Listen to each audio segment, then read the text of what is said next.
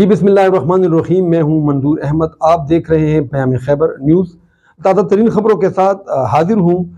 وزیر اعلیٰ خیبر پختونخوا علی امین گنڈاپور کا جامعہ پشاور میں انسداد منشیات سے متعلق منعقدہ سیمینار سے خطاب۔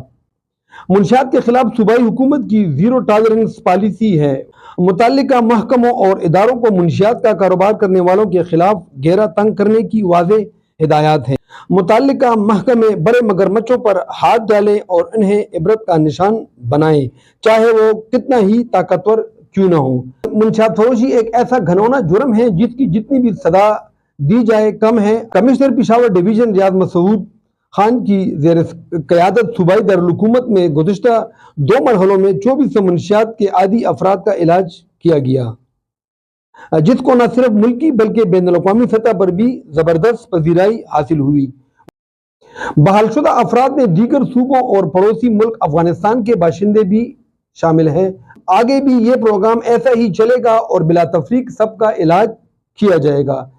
کمشنر پشاور ڈویژن ریاض خان محسود کی طرز پر دیگر ڈویژنل کمشنر بھی اپنے ڈویژن میں نشے کی لت میں مبتلا افراد کا ڈیٹا اکٹھا کرے۔